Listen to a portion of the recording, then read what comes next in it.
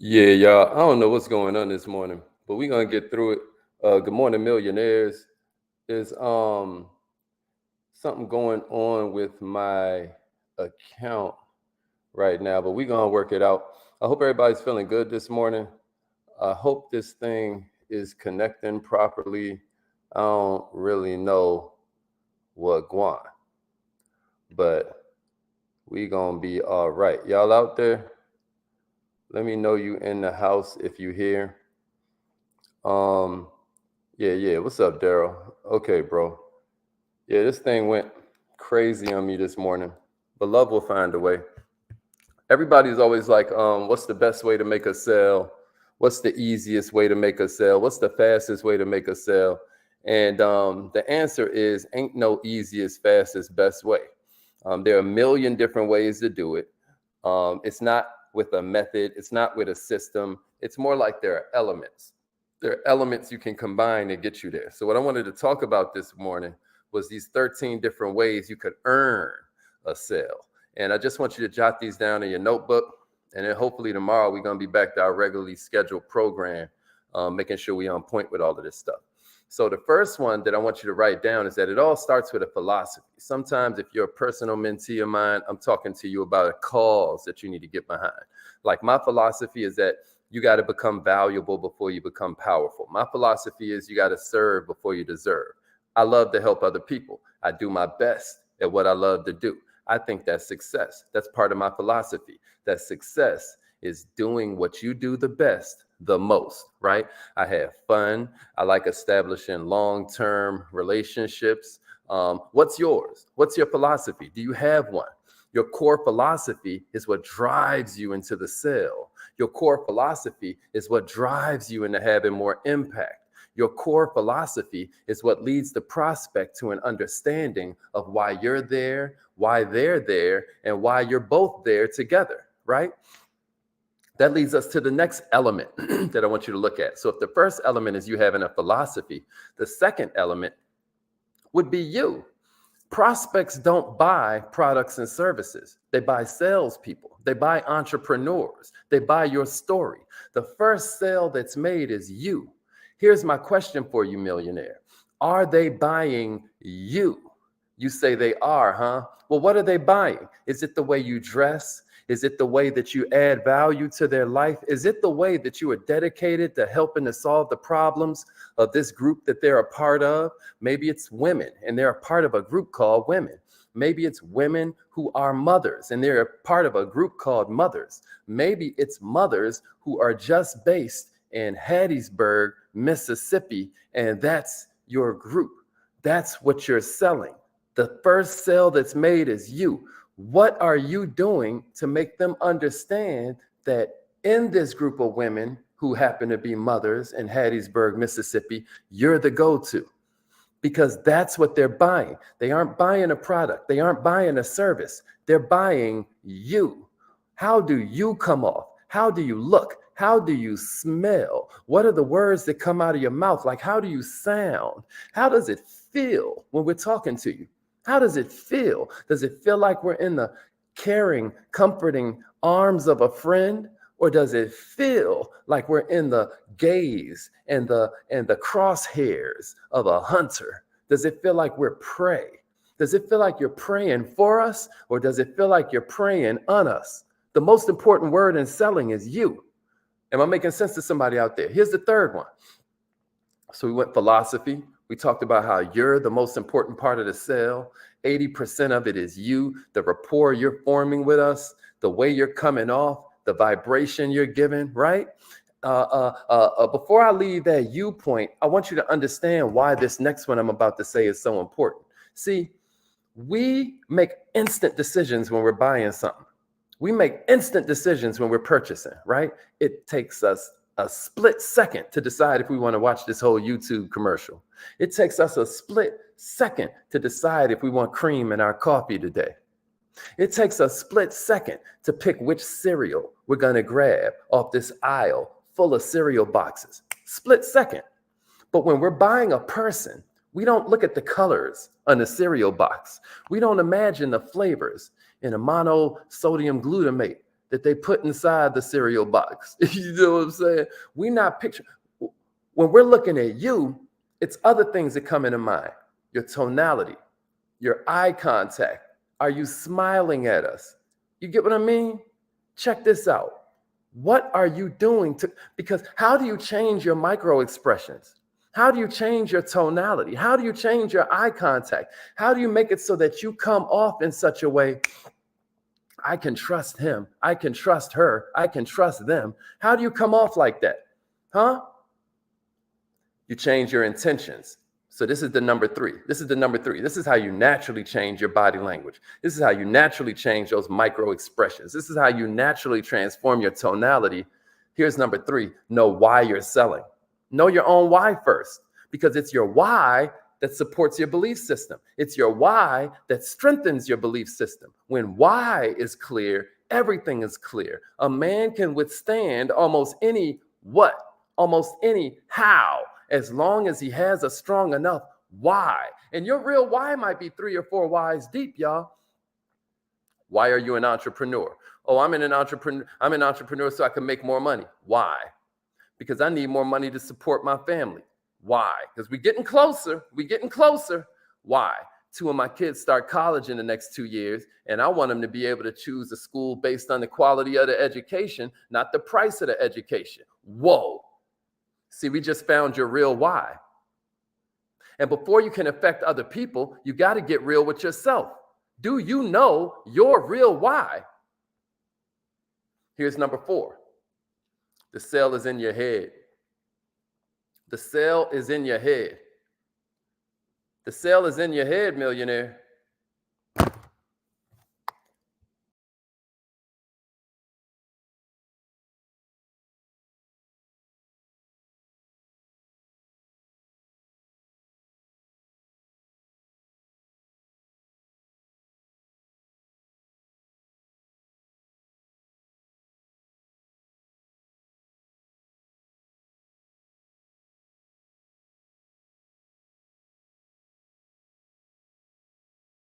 They're off. Okay, we back. So yeah, the sale is always in your head. That's number 4. The sale is always in your head. It's the mindset by which you approach the sale that's going to determine its outcome. It's the mindset with which you approach the sale. I don't care whatever else you involve. If your mindset is not thinking yes, you've lost already. One of the ways that Mike Tyson would win so many of his boxing matches is he would practice what he called skullduggery.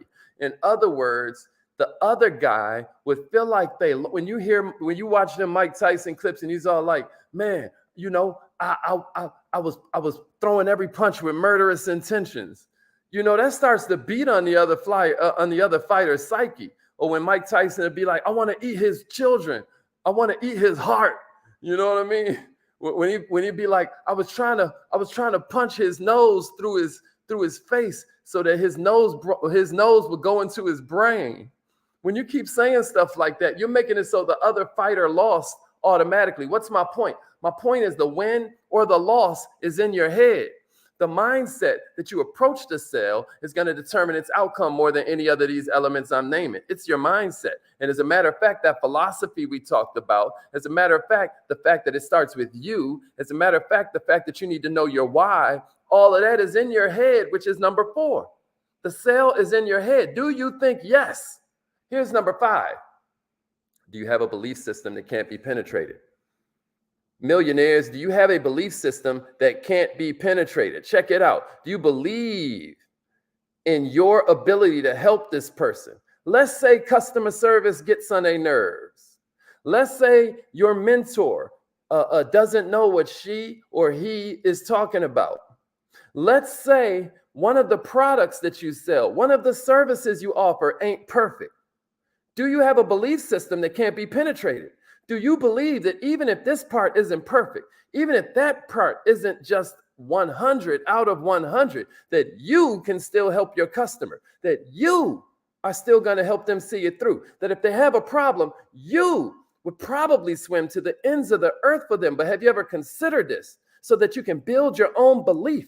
Have you ever thought about all the things that you would do for your customer if something went wrong? Because let me tell you what will happen as you begin to consider that. You'll start to develop a belief system. Check it out. Do you believe in you? It's one thing, do you believe in your customer? It's one thing, do you believe in your product or service? But what I'm talking about when I say a belief system that can't be penetrated, the reason that I relax, whether everything is perfect behind me or everything is on fire, is because I know this person bet on me, and that was not a bad bet. This person bet on me, and that was the best choice they ever could have made in their life. You want to know why? Because I'm going to see it through. I'm going to make sure they win, even if they don't always appreciate it, even if they don't always recognize everything that I'm doing behind the scenes, because you know what? That's what God will want me to do. You see that? That's my philosophy, right? That's my belief system. Do you believe in you? Here's number 6. Here's number 6. Y'all ready? Develop a selfish attitude about being the best. Develop a selfish attitude about being the best. Somebody hear me. Develop a selfish. I don't mind you being selfish. I want you to be long-term selfish. And long-term selfish means the most selfish thing you can do for yourself is serve somebody else. I want you to understand the most important person in the world is you. Unless you're the best you that you can be for yourself, you'll never be the best you can be to serve others. Don't cheer for athletes, millionaire. Don't cheer for actors and actresses, millionaire. Don't cheer when somebody wins a Grammy or the Oscar and you forget to cheer for yourself. You deserve it. Are you always striving to be your best? Are you always striving to be your best friend? Are you always striving to be your best encourager? Are you always striving to be the one that's in your own ear, reminding you to calm your ego down and listen for God when He's talking through other people? Are you always focused on becoming the best? Because you got two different people, y'all. One type of person can't stand hearing about blind spots. They start saying to themselves, who is you talking to? I know you ain't talking to me like that. Don't you know everything I've been through? Don't you know everything I'm experiencing in my life? And you're going to talk to me about some way I can get better? How dare you? Because they can't stand hearing about blind spots. It's like that story, the emperor who wears no clothes, right? Everybody's laughing at this idiot as he walks around swearing he got on the finest garbs ever created by human hands. And everybody's laughing at this fool. Like, you see this fool? He completely naked. That's because that king had such an ego that nobody could tell him that he looks like a moron. Don't let that be you. Be relentless about getting better. Be relentless about owning your own life, because you will never be as strong as you can be as long as you keep playing the blame game. It might not be your fault that everything's jacked up. It might not be your fault that that man left you or that woman abandoned you. It might not be your fault that that teacher is getting on your nerves. It might not be your fault that your child done gone off and done something stupid. It might not be your fault that your relationship is in shambles. It might not be your fault that other people don't see everything that you're doing for them. It might not be your fault that something in your health is starting to go awry, but it is your responsibility. It is your responsibility. You hear me? And with great responsibility comes great power. How dare you cheer for everybody but yourself? Here's number 7 I got for you. 'Tis the season, right? 'Tis the season. 'Tis the season. Right? Check it out. Be your own Santa Claus. I dare you. Be your own Santa Claus. How is being your own Santa Claus going to help you earn the sale? What could I possibly mean by that? Be your own Santa Claus? You like, I don't even believe in Santa Claus. Check it out. If you believed in Santa Claus for 6 years, I know you can believe in yourself for 6 months so we can get this next year started off right. So what am I saying? I'm saying provide your own gifts. I'm saying provide your own toys. I'm saying give yourself whatever it is you want, because most of us don't get what we want for Christmas unless we tell somebody else what we want. Or if you're anything like me, you go buy it yourself. Every day is Kwanzaa out this joint. Why? Because I deserve it. What gifts have you given yourself? How are you making it so that you leverage the things you want to get for yourself so that you're able to be your best self?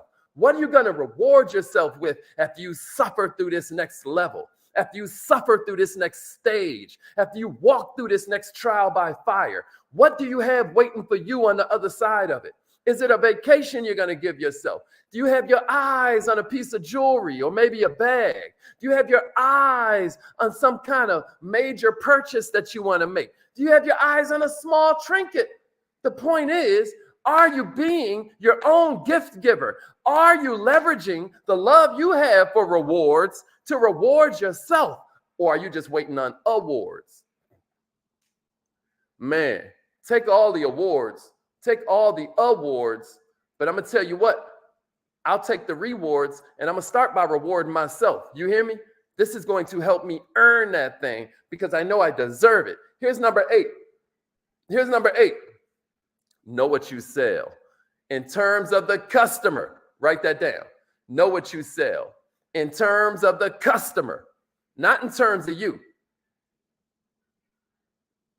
Know what you sell in terms of the customer, not in terms of you.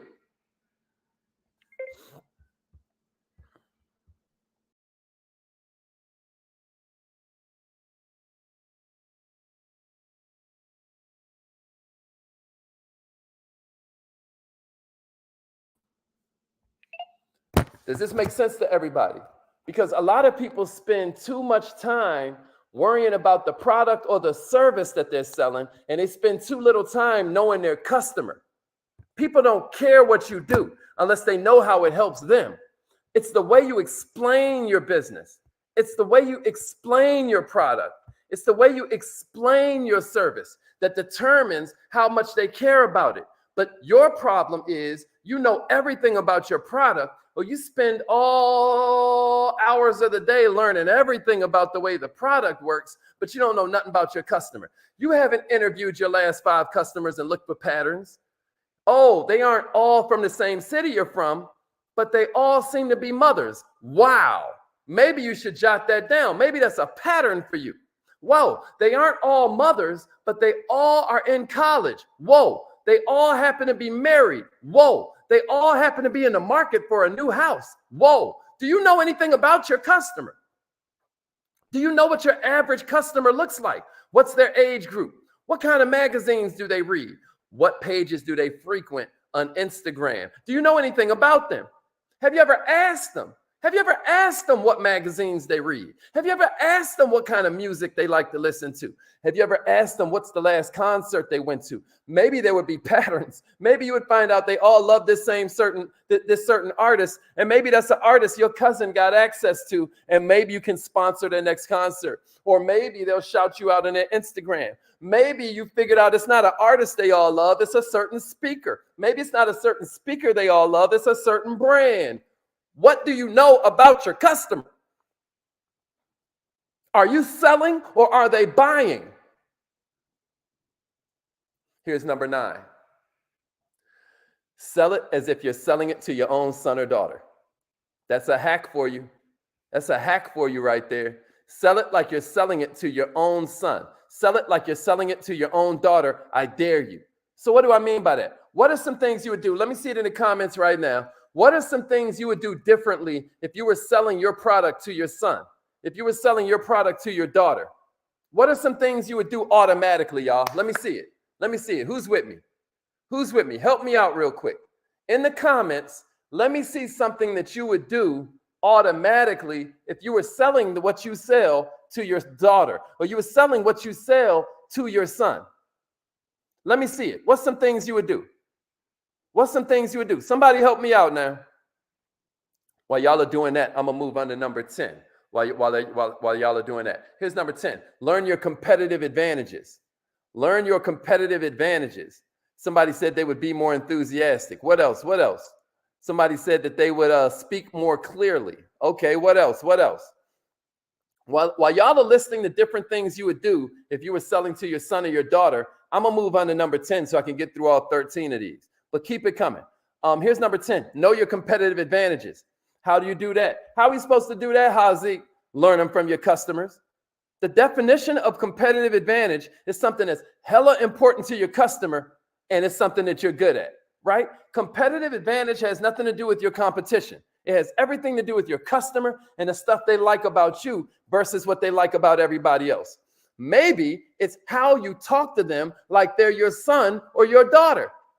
So since none of y'all gave the answers I was looking for, here's what I was looking for. Give advice with it. If you were selling that to your daughter, you'd give advice. You would help them learn it. You would tell them about the advantages of using it. You would protect them. Who are you selling to? And are you treating them like they're a loved one? Maybe that's your competitive advantage. So I just combined number 9 and number 10. Y'all with me? Here's number 11. Here's number 11. Yeah, that's right. Interactive combo. Let's get it. Here's number 11. You would explain it. That's right, Cherise. You would explain it, wouldn't you? Wouldn't you explain the importance of the service? Not just what the service does, but what the service will do for them. Not just the feature, but the benefit to them. I think you'd naturally do that. So I'm giving you a mind hack so you deal with your clients a little bit better. Here's number 11, y'all. Here's number 11. People buy for their reasons, not yours. People buy for their reasons, not yours. Find out what their reasons are first. Establishing their why is the basis of figuring out what they really need. When you're presenting, is it more than 50% about them? When you're presenting, is it more than 50% them talking? When you're having that meetup at Starbucks, are you just going on and on and on and on and on? Where my summer personalities at? Where are my summer personalities? Are you just talking nonstop, bruh, and you never even letting them get a word in edgewise? Because I'm going to tell you something. That's what most people do. Here's number 12, y'all. Here's number 12. Amateurs work on their answers. Professionals work on their questions.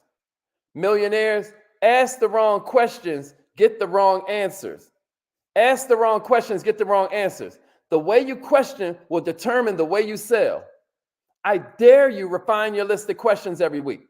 I dare you come up with a list of questions so that you can begin giving these questions to your staff, giving these questions to your organization, giving these questions to your team. Any questions?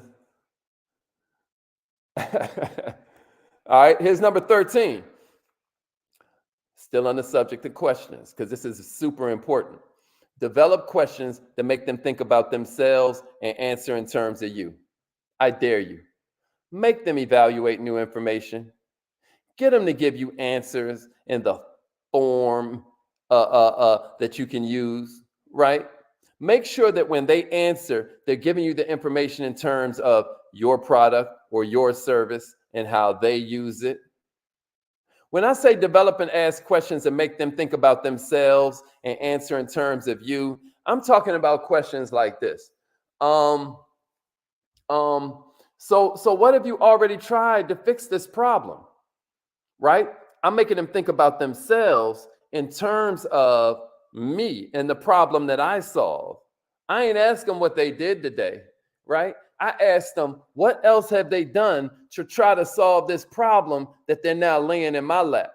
What questions are you asking? You see what I mean? Or if I'm out networking, y'all know my favorite question is, how will I know if I'm in front of your favorite customer? Man, I meet a lot of people. That sounds fascinating what it is you do. That sounds great, man. That sounds like a lot of fun. Check it out. How will I know if I'm in front of your perfect customer? Whoa. See how I'm making them answer the question in terms of me. What can I do differently based on this meeting that I'm having right now? And the last little bonus I got for you, yo, is transition. Transition from salesperson to resource, and do it ASAP. Transition from salesperson to resource. Become valuable. You become valuable. You become powerful. The more you bring, the higher you're going to go. Come bearing gifts, right? Bring value first. Serve first. Then what they're going to do is they're going to perceive greater value than price. They're going to perceive greater value than quality, right? It's going to be greater value than just the service itself, right? All of a sudden, they're seeing greater value because it's coming from you. And that's when you become an authority instead of a commodity. How much value do you bring to your prospects? What are you doing? I tell everybody, you should be publishing more content. I tell everybody, it's just nobody listens. You'll go to certain people's pages, man, and their whole page is just memes. It looks like trash. Who cares? Who cares? Have you ever gone to your page and looked at it like you were a customer? See, this is the thing, y'all. After they see your post come up on their timeline, If you do a good job of grabbing their interest, next they're going to your page. And if they come to your page and it looks like trash, no pictures that give them quality, no pictures that give them you're a quality person, no pictures or images that give them any kind of value other than, can you hurry up and buy something from me? My question to you is, how much value do you bring to your prospects and customers? Because I deserve to be rich because I consistently add value to other people's lives. Millionaires, selling is a never-ending learning process. There's no one way to sell, but if you seek to master the science, then you got to master the elements one by one. Learn one a day, and in 5 years, you're going to be the master of more than 1,000 elements, and you could still take weekends off. I love you all. I hope this was helpful. Sorry about all the technical difficulties that we had this morning. I'm going to see y'all over there on Instagram. And remember, either your mind has to expand to match your goals, or your goals will just start to shrink to match your mind. Let's grow.